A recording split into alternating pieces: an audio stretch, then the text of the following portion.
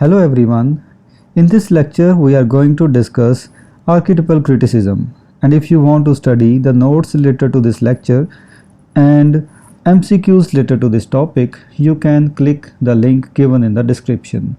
We are also going to shortly start our online and offline classes, so stay tuned. So let's start with the archetypal criticism. Archetypal criticism within literary analysis unveils the recurrent narrative designs, patterns of action, character types, themes, and images that echo across a broad spectrum of literary works, as well as myths, dreams, and even social rituals. These elements are considered to be manifestations of elemental and universal forms of patterns present in human psyche. Their effective incorporation within a literary work evokes a profound response from readers as they share the archetypes expressed by the author. Archetypal criticism's origins lie in the study of myth by comparative anthropologists and the depth psychology of Carl G. Jung. This lecture explores the significance of archetypal criticism, its key practitioners, and its impact on literary analysis. Origins, Anthropology and Depth Psychology. The concept of archetypal criticism finds its roots in two distinct domains: the comparative anthropological analysis of myth and Carl G. Jung's depth psychology. Comparative anthropologists, notably James G. Fraser, with the Golden Bough, identified recurring patterns of myth and ritual across diverse cultures, suggesting a shared human inheritance of elemental motifs.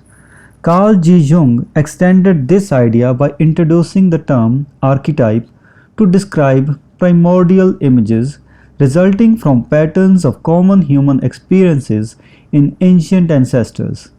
Jung believed these enduring forms are etched in the collective unconscious, expressed in myths, religion, dreams, and literature. Prominent practitioners and themes. Prominent figures within the realm of archetypal criticism include Maud Bodkin, G. Wilson Knight, Robert Graves, Philip Wheelwright, Richard Chase, Leslie Fiedler, and Joseph Campbell. These critics highlight the occurrence of mythical patterns in literature, viewing myths as more elemental and closer to archetypes than sophisticated literary manipulations.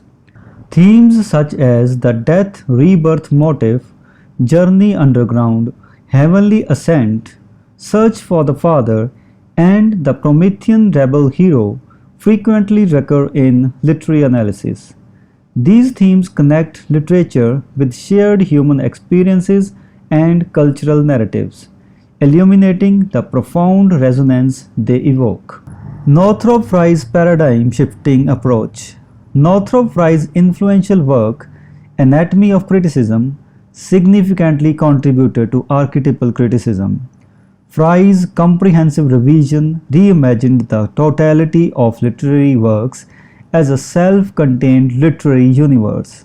He asserted that this universe was crafted by human imagination to incorporate the natural world's alien and indifferent aspects into archetypal forms, addressing enduring human desires.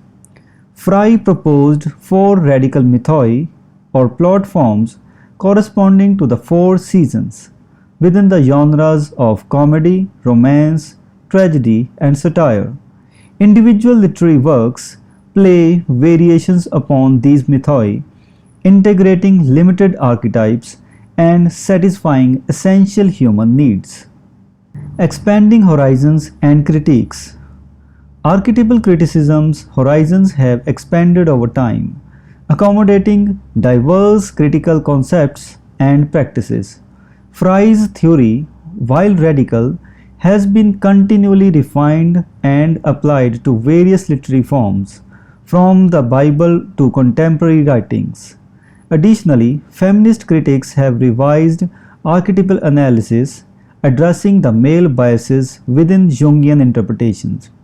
Estella Lauter and Carol Schreier Ruprecht's feminist archetypal theory exemplifies this adaptation, focusing on perspectives often overlooked in traditional analyses. Conclusion: Unlocking literary depth. In conclusion, archetypal criticism unveils a lens through which to unlock the depths of literature.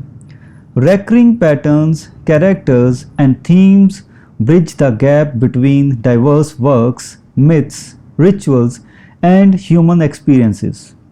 By identifying and interpreting archetypes, critics offer a reader a richer understanding of the layers beneath the surface of literary works, transcending time and culture.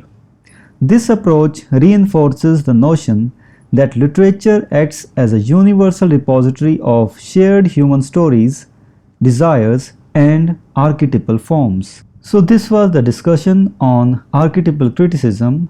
We will discuss another literary term in the next video. Until then, thank you and goodbye.